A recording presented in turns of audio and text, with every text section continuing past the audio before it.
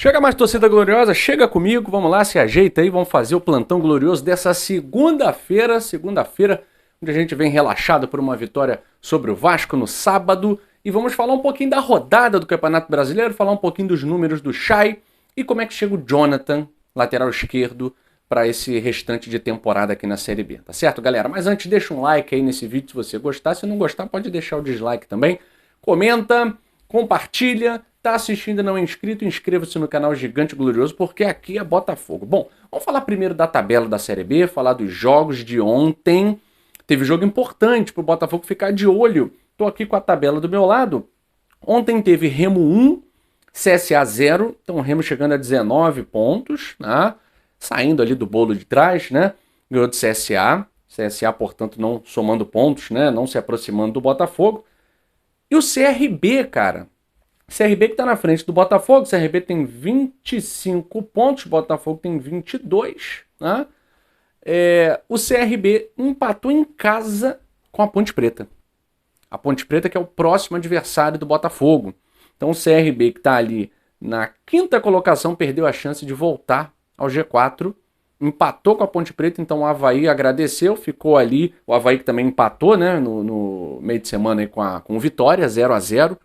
Então o Avaí agradeceu, ficou na quarta colocação, o CRB perdeu a oportunidade de entrar no G4, empatou com a Ponte, e com esse pontinho a Ponte sai da zona de rebaixamento, deixando o Londrina, tá certo?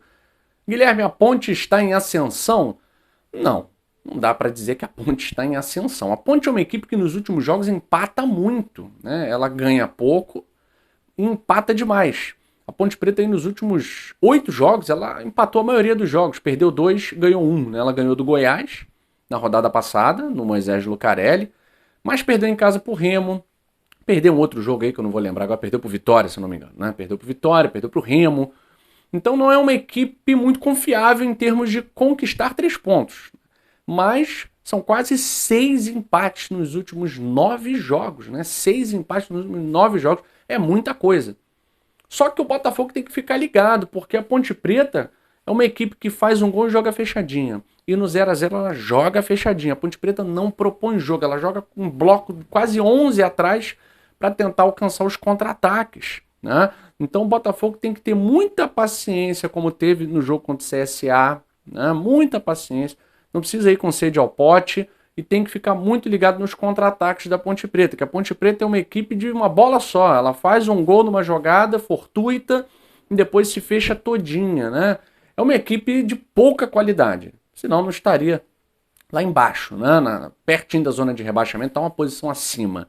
Mas o resultado de ontem, e a maioria dos resultados da Ponte Preta, a Ponte Preta empatou com o Náutico, por exemplo, fora de casa, empatou com o CRB, fora de casa.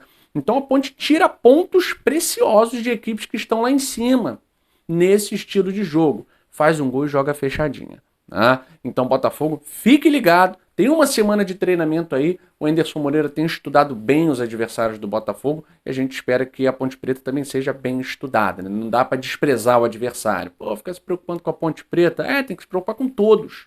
Tem que se preocupar com todos. O Botafogo tomou pressão do último colocado, que foi o Confiança. Tava com 10 desfalques, ok.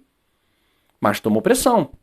Então, depois disso, o Botafogo conseguiu aí uma regularidade, né? Repetiu os placares de 2-0 contra a CSA e Vasco. Mas eu olho vivo, porque 1-0 contra a Ponte resolve o nosso problema, né? Ninguém quer goleada, jogar muito, não. A gente quer pontuar, né? E pontuar jogando bem, melhor ainda. Então, olho nessa Ponte Preta que tem o costume de arrancar pontos fora de casa. A Ponte costuma beliscar um pontinho fora de casa. Então, olho vivo, Fogão. Outra informação importante para nós aqui é sobre o Chay, né? O Chay é um jogador que todo mundo sabe, vem se destacando na Série B do Botafogo, pelo Botafogo, né? E os números do Chay, galera, são impressionantes. Chay não é um centroavante, né? Se for comparar, por exemplo, com o centroavante da temporada passada, que era o Matheus Babi, atuando na Série A, jogando os 38 jogos, ele fez 10 gols. 10 gols. Era o artilheiro do Botafogo, foi o artilheiro do Botafogo na temporada de 2020. O Chay já tem 7. E o Chay não jogou todos os jogos, os 15 jogos da Série B. Ele ficou fora, se eu não me engano, em uma partida, né? Que ele ficou machucado.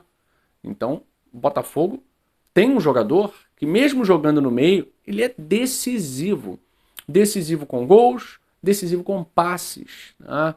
Na bola parada é um jogador que chama responsabilidade, ainda não fez gol de falta, né? Mas é o cobrador oficial do Botafogo de pênaltis. Então o Chay tem 7 gols, se eu não me engano, em 13 jogos. E o Matheus Babi tinha 10 em 38.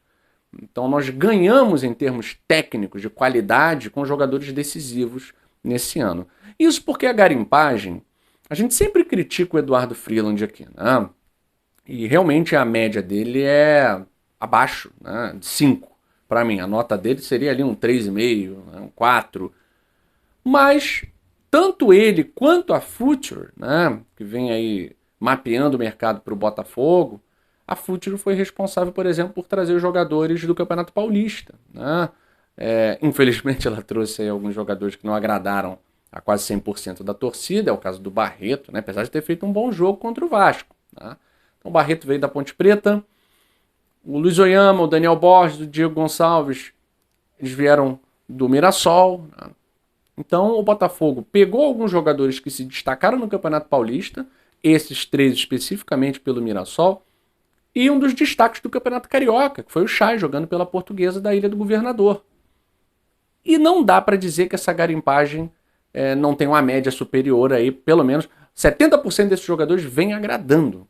Né? Nós temos aí 3 que com certeza estão agradando, tecnicamente. O caso do Chay, que foi eleito um dos melhores jogadores do Campeonato Carioca. O caso do Diego Gonçalves, que também foi eleito um dos melhores jogadores do Campeonato Paulista. O caso do Luiz Oyama, que jogou muito bem pelo Mirassol.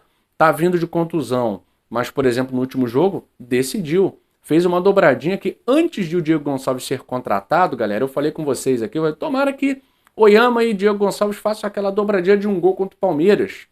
Foi o lançamento do Oyama, o Diego Gonçalves matou e tocou de cobertura na saída do goleiro do Palmeiras. Não foi exatamente assim contra o Vasco, mas dá para dizer que houve ali a dobradinha, né? Então tivemos essa dobradinha Oyama, Diego Gonçalves, com muita qualidade, resultando em gol. E o Botafogo fez essa garimpagem, falta muita coisa, falta jogador decisivo nas laterais, falta ainda um zagueiro que traga mais confiança.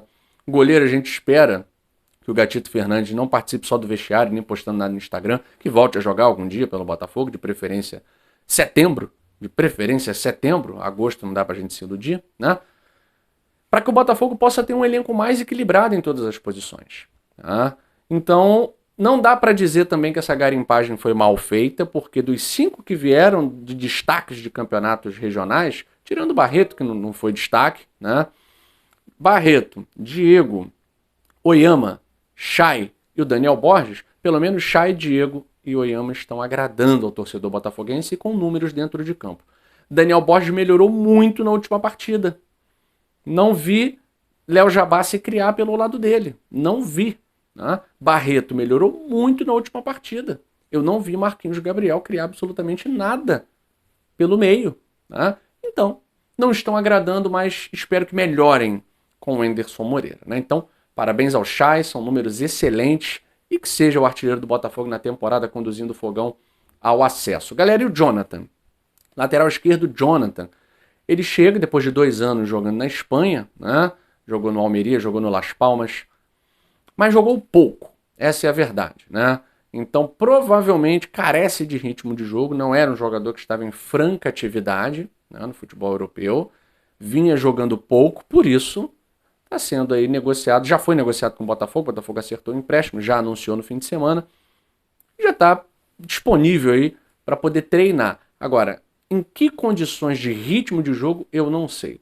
Então a probabilidade de o Jonathan chegar e jogar é pequena, é muito pequena, a não ser que agrade demais nos treinamentos, mas é bom a gente destacar isso. É um jogador que teve poucos jogos, pouca rodagem, né, no futebol espanhol, então praticamente vai ter que readquirir esse ritmo de jogo nos treinamentos no Botafogo.